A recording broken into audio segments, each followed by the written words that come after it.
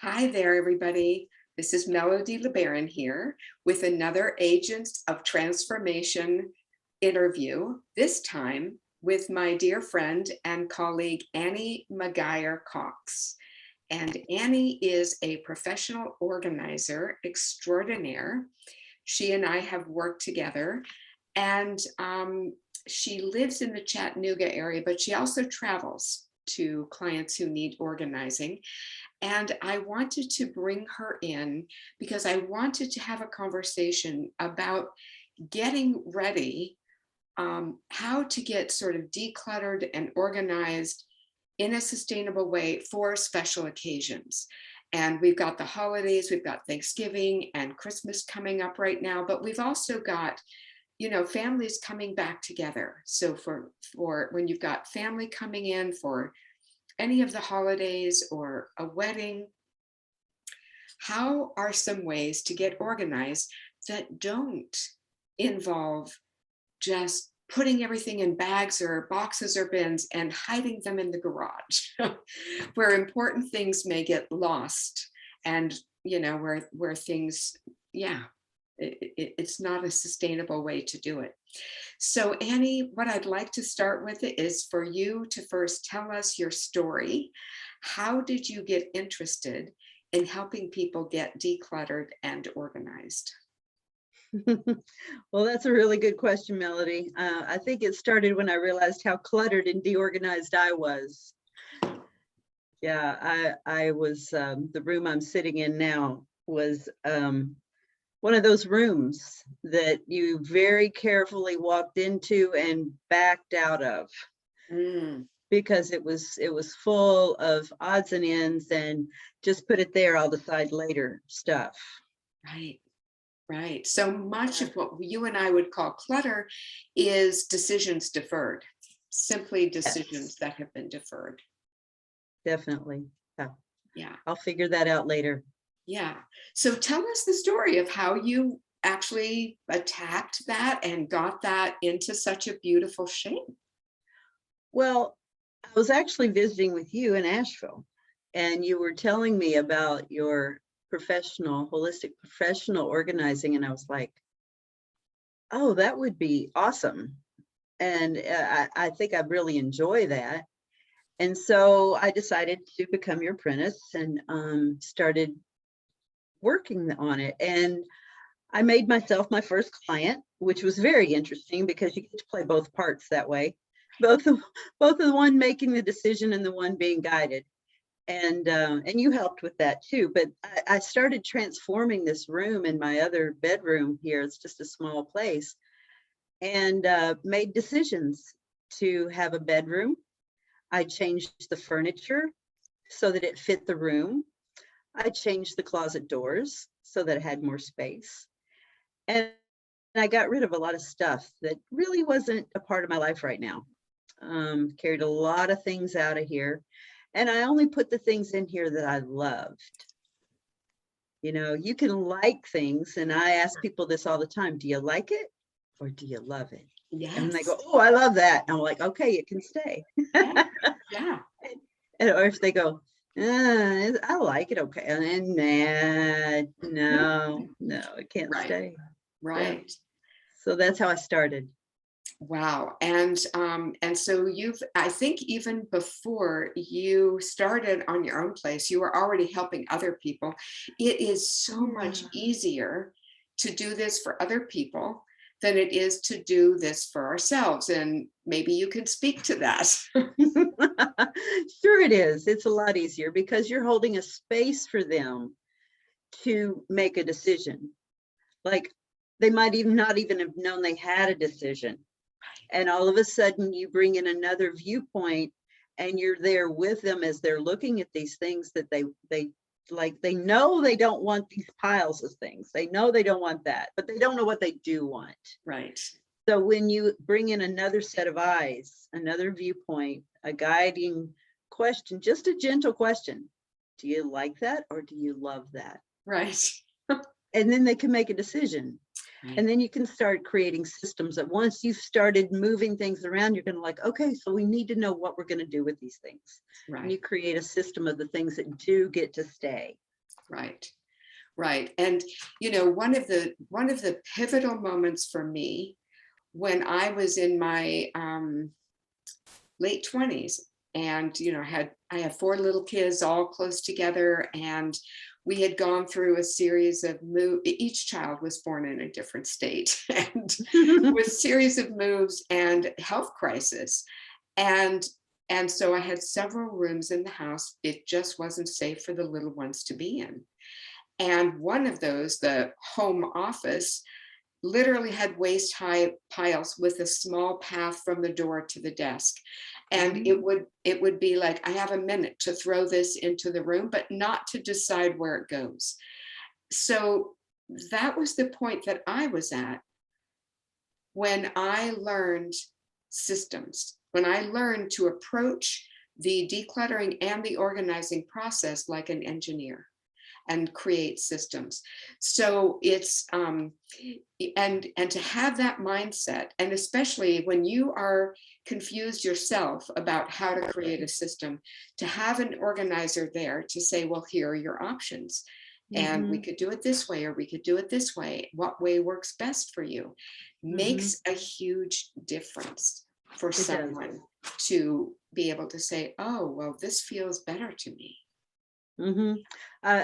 Years ago, I was helping create a organization, and we were creating an organization so women knew what choices they had in childbirth. And the group was actually called Choices in Childbirth. And the main thing that we'd present was, if you don't know your choices, you don't have any. Yes, that is super, super important.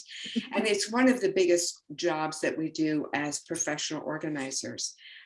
So I want to ask you, what issues do you work with when you're working with clients and when you did your own big project? What issues do you find are the most common that people really struggle with? You've already brought it up. It's making decisions, and I see that really clearly with all the mail that comes in, all this paper that bombards us, or handouts from this place or that. What do you do with all this? Right. And it's so easy to just set it down on the corner of this table, or set it on that coffee table, or set it, well, maybe it'll sit here without falling. Right. It's so easy to do that. The mail, the paper thing it's a tiger to tame. Yeah. And the other thing I think is a factor is how long you've been accumulating and what your habits were. Right. You know, if you're only 25 years old, and mama's been taking care of things, you may not have quite as much. But if you're 70 years old and you've been collecting for decades and really haven't had a system for that long, you need help. And it's Yeah. okay to Yeah. get some help, because obviously it's not working. You tried, and you get credit for that. When you get some help, then you can put it all away and feel free and open. So it's really a process of noticing what your habits are, how long you've been doing it. The paper, some people have no trouble with paper. Some people they don't even get in the house with it. They stop at the recycling can on the street, and it doesn't even get in the house. And Yeah. then they have like 2 envelopes when they get in to put away. Yeah. But a lot of people don't. You Right. just walk in with this pile, magazines, catalogs. Right. Yeah. And one of the things that I want us to think about is having a system for every task, whether it's sorting the mail or doing the laundry or meal prep or washing the dishes, like every task of daily living intersects with both space and time. And so we need to have a time that we do it, and we need to have space for what has to happen. Just Mhm. this morning, I was doing a professional organizing consultation for a church here in Asheville, and they had the copy paper, the piles of copy paper in the opposite side, exactly diagonally opposite corners of the building from the copy machines. And when I said, it's really important that items are going to be stored where they're going to be used, it makes sense when you hear it, but that's all part of creating a system. And so when you work with an organization, I have a lot of small business and nonprofits that I work with, and each team member has specific tasks, and they need to have in their office or in their workspace what they need in order to accomplish the tasks. So that's just a super important piece that sometimes escapes our attention. So I want to talk about ideas that you've come up with or that you find helpful when organizing for a big event, like the family is all coming. And how do I get Mm, ready? How do I get ready in a sustainable way? yeah, yeah. It's- Well, make sure you hire the housekeeper first. You know, um, what you do for a big event is I get out a pen and paper and I start making a list. First of all, who's invited? How many are coming? What's my space got to be for that number of people? And then I start planning a menu. All right, what's got to happen for that? And then you look around and go, okay, so if I'm going to have 12 people here for dinner, what's that going to look like? right. And you start planning how to accommodate that number of people in the space that you have. Okay, have you got some countertop open? Do we need to do some countertop refreshing? What about the tabletops? Uh-oh, we're gonna have to do something with that too. Right. And just start working from what's coming in and noticing what you have available and Yeah. start balancing it out. Yeah. And one thing you mentioned, countertops and tabletops. So if any of that horizontal surface is holding items that need to be attended to, before you would just put it all in a bag or bin and just toss it all in the garage or a guest room or a closet somewhere, really an easy sort needs to be done first. Mhm. And you described an easy sort when you were talking about, people like me who don't even bring the mail into the house until we've dropped into the recycle bin what we're not going to even look at. And I still like to have hard copy of my banking. I do a lot online, and it's okay to have things digital, but the hard copy, because I'm an entrepreneur, I want hard copy. So, um, but what I do when I get those credit card statements or the bank statements, I take them out of the envelope. There's always a filler, some kind of ad. I never look at them. They go right in the recycle bin. So I only bring into my house the papers I'm going to keep. And then they go, they within a day, sometimes they'll go to a staging area in my office, but within a day they're filed, organized, they're handled. Um, so an easy sort would be like, oh, this has to go in the shredder, or this has to go right in the recycle bin, or this is an item that, there's a time component to it. I need to Mhm. respond to this invitation. I need to buy a baby gift for this person, like something that triggers. And so Mhm. there needs to be a place in whatever you call the command center of your home. For me, that's my home office. But for some people, it could be the kitchen. So there needs to be a place for those time sensitive items and a place for any banking, any financial stuff. So you could actually damage your credit by clearing off all those horizontal surfaces, putting things in garbage bags or boxes and putting them off somewhere, because then those time sensitive things get, out of sight, out of mind. And, Mhm. I've had people say, I'm still building back, my credit, or I'm still recovering from that time that I let my massage license lapse because I didn't respond to the query. Mhm. Um, when we are clearing off those horizontal surfaces, we really need to do an easy sort Mhm. and make sure that anything that has to get handled will go to the place where it's going to get handled. I love when you mentioned the command center. Yeah, Realizing that a household has to have a command center, even if there's only you living there. right. Because if there's no command center, you know, the car tag renewal may end up on the kitchen counter. The license renewal, oh, well, I shoved that, it's over there, I think. Right. You know, a command center is that little teeny tiny basket that has the action items in it. Yeah. And it's little.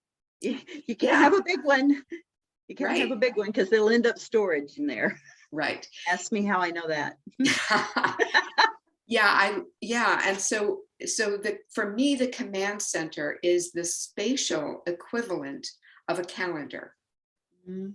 And I know some people are still doing hard copy calendars. Mine is all digital.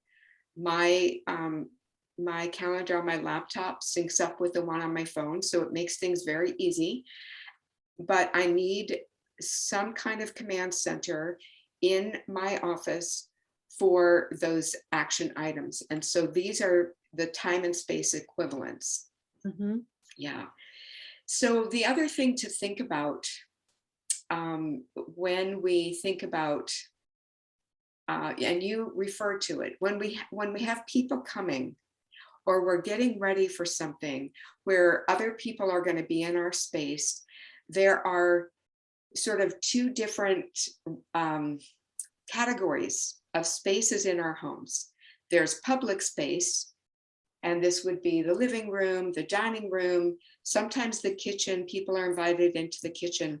And then there are the private spaces, the bedrooms, the bathrooms, the closets. When we're having guests, our guests are in our private spaces usually. So when we have a room where, okay, I have someone coming and I need to make space, you referred to the process of saying, okay, I need to use this space, and right now it's occupied by something else. So there's a reverse engineering process, right, that Mhm. takes place Yep. when, okay, the guest bedroom is being used as a staging area. The bed is full of items I'm sorting. Where do they go when my guests come? So how do you work with clients who are having to take a former staging area and turn it into a usable space? Well, that's a really tricky thing to do because you don't want to just blow the work you've done already. So that's the time where you get some kind of containers that the piles that you've already created that are actually going to be living with you. They're not leaving the house. That's gone now. What you have is what you're going to keep. That's when you get your file cabinets or your boxes and you label those boxes with what it is. Is it a bill? Is it insurance? Is it a specific bill?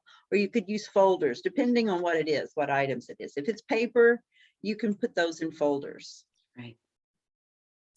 And Yeah. and you just make a nice neat stack to the side where you can still see them. Don't shove them in the closet where they'll disappear. Right. Make a nice neat place for them. You know, I was mentioning before we started recording, I was in Greensboro a couple of weeks ago with two of my three sisters, and the sister whose home we were staying at had this under the eaves sort of attic storage that was completely full of items that had just been thrown there because she has this incredibly busy life. I can't hear you, Melody. In 4 hours, we were able to create a path and create a system. Now she's going to have to fine tune it and finish it and get some storage containers, but we took away 2 carloads of items to be donated in 4 hours. Mm-hmm. 3 of you working on it, 2 carloads 4 hours later. And That's so, beautiful. And so basically, and it's my motto that when, and my sister was like, oh, we can just leave this here. I can handle this. No, I'm like, no, I know how this works. And no, we're taking it right to the donation center. When I work with a client, like I take away the items they want to donate to the place they want to donate it to right away, because that is the number one feel good when they feel not just the physical, the tangible items that have left the space, when they feel the freedom and the openness, but the energetic openness that happens when we let go of tangible items. It's magical. Yes. It's magical. So I have a question for you, because when I'm working with clients and they are trying to make a decision on, do I keep this or do I donate or do I give it to a family member, like trying to keep or go. When you described all the work it took for you to clear out your own living space, I want you to think about the items that you gave away, that the items that left your space so that you could enjoy this clear, beautiful, beauty and order. Did you miss any of them after they had left? I don't remember what they are. Don't even remember them. Wow. They're gone. Yeah. Because what happened is I used this fail-safe test. It always works. Do I like it or do I love it? Yeah. If I love it, it gets to stay a while longer. That doesn't mean I'll love it forever. It could lose its status of loved one. Right. But those things that I only liked, maybe somebody had given it to me and I hated to say no. Right. Got any of those? Mm-hmm. I like it. It's okay, but I don't love it. Then it shouldn't live with you. You want to live with what you love, the people you love, the things you love. Right. Yeah. When my husband's mother died,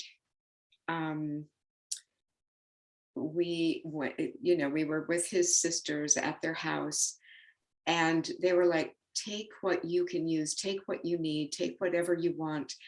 And we chose a handful of things that were precious to each of us. And every time I see those things that are precious, I just get this thrill of my love for her, my connection with her, my gratitude for her, and the gratitude that his sisters didn't just make that decision for me, but they let us make that decision for ourselves. And yeah, it makes such a difference. And so I work all the time with clients who have heirlooms, supposed like these family treasures. What do you recommend when the client says, well, that came to me from my mother and I don't really like it, but Right. What do you say? Well, I find out if they just kind of like it, it's not, they wouldn't have picked that for themselves. That's the bottom line. If they wouldn't have picked it for themselves, it doesn't have to stay. They can have gratitude to their mother. They can have gratitude that she thought of them. They can have gratitude that she gave them a gift. And you know what? That their mother probably gave away some things that had been given to her that she didn't love. So she would understand. They're like, it's okay, but you don't have to keep it. Yeah. Yeah, I'm pretty much, I really give people strong permission to let go of items that were given to them by people they love or that are associated with memories they love, but they're no longer using them. Yeah.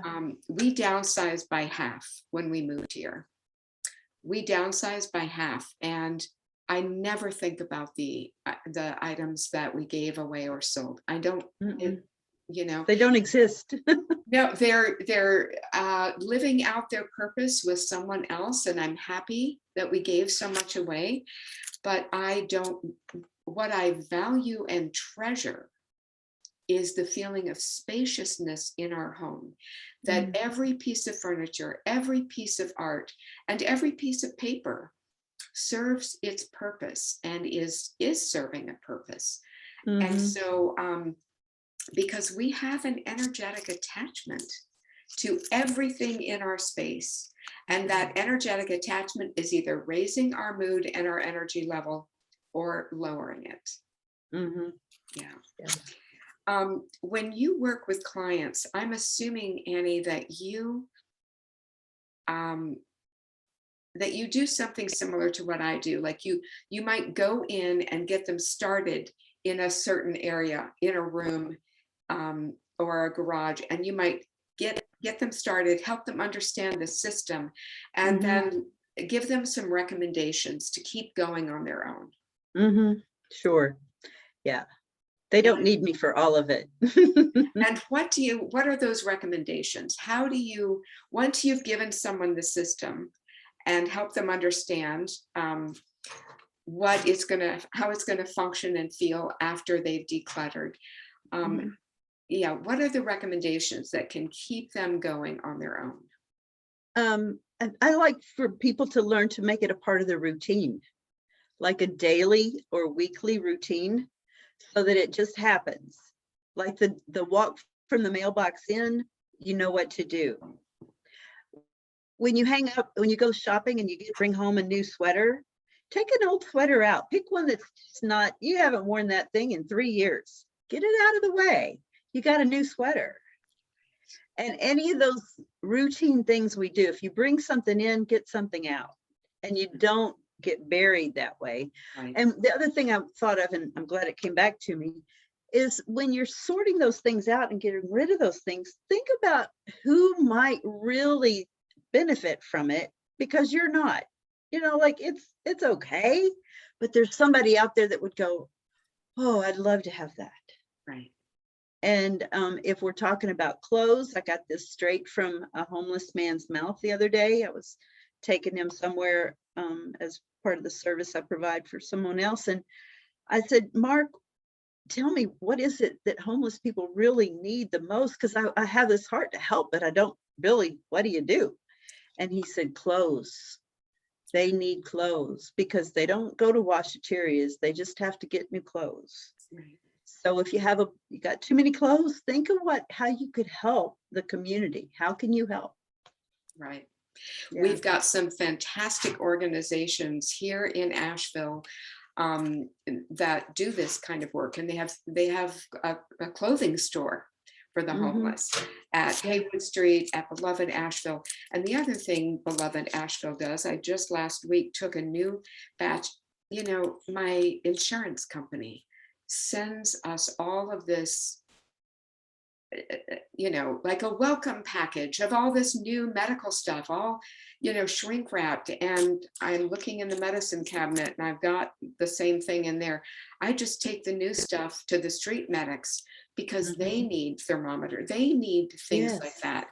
And so think about, and with the family heirlooms, think about another family member that may really want to have. And the easiest way to do that is just take a picture of the item or several pictures and email it to the family members you're thinking of and saying, here's the size and shape and here are the dimensions. Would this work for you in your home or any of your children?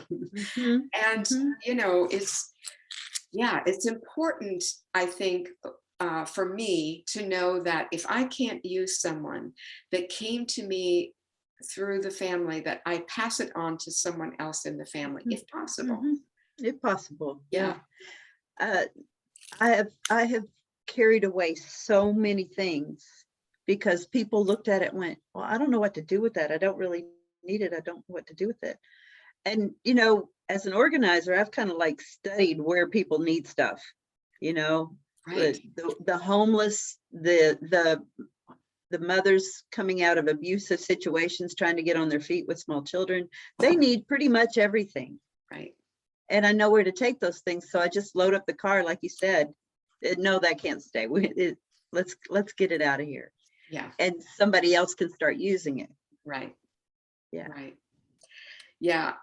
Years ago, I was on the receiving end, leaving an abusive marriage, on the receiving end of the donations of many good people.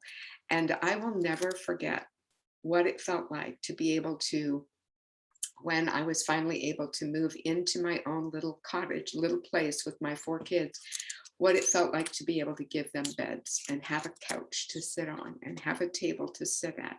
And eventually, I'm very entrepreneurial, and you know, and eventually I built my business to the point that it was providing a good enough income that I was able to replace all of those donated items with things that were more of my color scheme and my choosing. But I will never forget my gratitude for those items that were donated. Absolutely. Yeah. There's a lot of need out there. And if you have an abundance, Please let's share. Yes, please share. So, so thank you for talking about the clothes. And I want to just refer to the 80-20 rule. I used to hear, when I worked for a sales company, I used to hear that it's only 20% of the salespeople that make 80% of the sales. And, you look at that 80-20 rule and you apply it to our closets, and you realize, oh, it's the same 20% of my clothes that I'm wearing 80% of the time. Now, some of those clothes are special occasion clothes, and that doesn't happen every day. But like Annie said, look carefully this year at your coats and your scarves and your hats and your gloves. Are there any you can donate to the homeless? Look at your clothes in your closet. Can you donate any of those to the domestic violence shelter or the homeless shelter? Can you provide for other people out of your overabundance? Because when our closets are stuffed full, when our drawers are stuffed full, when our homes and rooms are stuffed full, what that is actually doing is preventing the chi, or the life force, from entering and flowing beautifully through the space. And that's going to affect your health. That's going to affect your relationships, in an adverse way. So, right. It has to flow. Everything has to flow. Yeah. And I just want to speak to things that are a little bit damaged. One of my projects for this year has been to complete the process of really making this home. We've been here 4 years, making this home ours and really beautifying it. And so last year we had the floors done. This year we had the house painted. And, I continually go through the house and just, like, it's part of the system, like you described. Every couple weeks, I'm taking a bag to a donation center. It's important to me to realize that the items that once propped up my ego, I call them ego props, just like the props in a play. It's important for me to recognize that as I grow and evolve, and as my identity expands, that the old props, the old things that were once valuable, the books I referred to all the time, there's been a turnover. And in order to keep the energy fresh, I don't need to keep all of the ego props that supported that, decade-old identity. Now there are some things that I've had in my possession since I was a little girl, but those items are very few. There are some pieces of art that really are meaningful to me that I will keep. And one of them came to me in 1949. My dad was serving a mission in France and bought a tapestry for his mother. And this beautiful tapestry hung in my grandparents' home all the years that I could remember. And then when they died, it was given to my dad and it hung in my dad's home. Mm, And when my dad died, it was offered to me. mm. Well, I finally took it in to have it matted and framed, and it hadn't been cleaned since 1949. And while they were cleaning it, a little part of the tapestry frayed a little bit. And when I went in, they called to say your order is ready. And I had taken 3 pieces of art to be matted and framed. And this one was just rematted. And so when I went in to pick up the pieces, the 2 were there and I looked at them and they were beautiful. And the manager brought out the 3rd piece with the tapestry. And she said, I have some really sad news. It's damaged. We were cleaning it. And you can see right here, there's a little bit of the tapestry that's frayed. And like, I was devastated, right? I was really sad in that moment. And I looked at the piece and she said, actually, we looked into finding you a replica. And she said, we called the Smithsonian to find out if we could send it to them for repair, and they don't repair weavings like this. And she gave me this whole thing, and she was so sincerely sorry. And as I checked in with myself, would I want a replica? And the first thing I didn't mention, the first thing I noticed when I looked at this piece is that it was so much brighter. Like, it needed to have been cleaned and it was so much brighter. And there's this one area that's frayed. And so I checked in to see, would I have wanted a replica? No. Would I have wanted it to be as dingy as it was? No. And so what I decided, the first few days after we hung it up, I kept looking at that spot where it's frayed. And I thought, I'm going to have to reframe this for myself, or I'm going to feel sad about it every single time I look at this piece. So I went into the inquiry of, what can I tell myself about this meaningful tapestry that, my dad brought with so much love to his mother and has all these memories associated with it.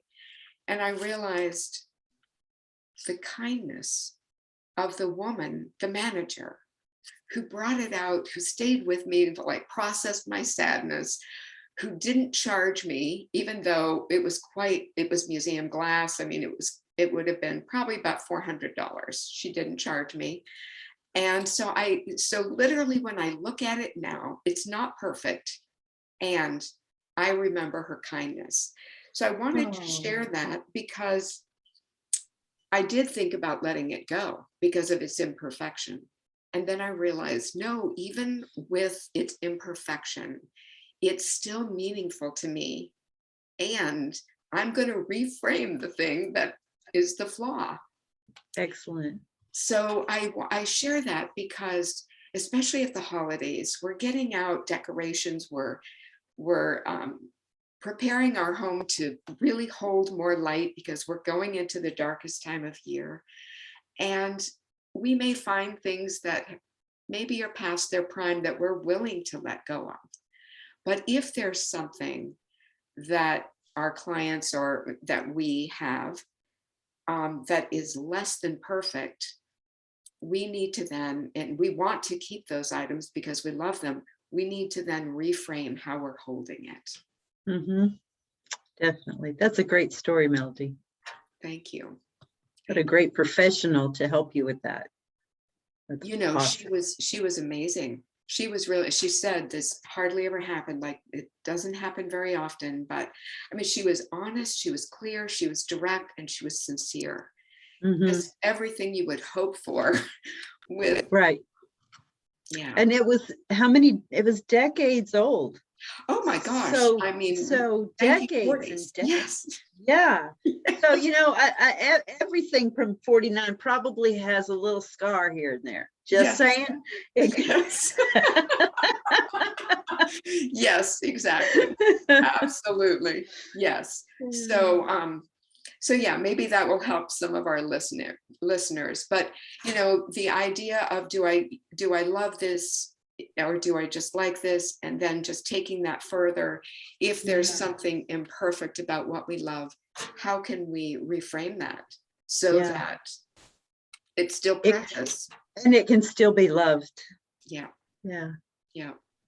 So is there anything else that you would like to offer to our listeners, to our viewers, that can help them as they think about getting organized for a special occasion? What I would want to say is that if you're facing something that feels like you really would want that done, you've really wanted it done for a while, and it's still sitting there, it's probably time to get some help. You probably won't need help forever. You just need help getting started, getting organized, getting some systems in place, and maybe a booster every so often. Right, right, But but if it's still sitting there and it's calling your name and you don't want to listen to it, right, just get some help to face it. right, Because what we do as organizers is we're guides. You're going to do it with us, and we're right, just a guide to help you move through those things that have like gotten stuck or can't make a decision about that, or broken, or whatever. You just get a little help. Just get a little help. yeah. Yeah, I agree. And I think that the greatest gift we can give ourselves, speaking of gift giving season, the greatest gift we can give ourselves is the spaciousness and the peace of mind of having things in order and having things beautiful around us. So, Definitely. so if you need help, like there's no shame in needing help. All of us at one point or another have needed help in our own spaces. Mm-hmm.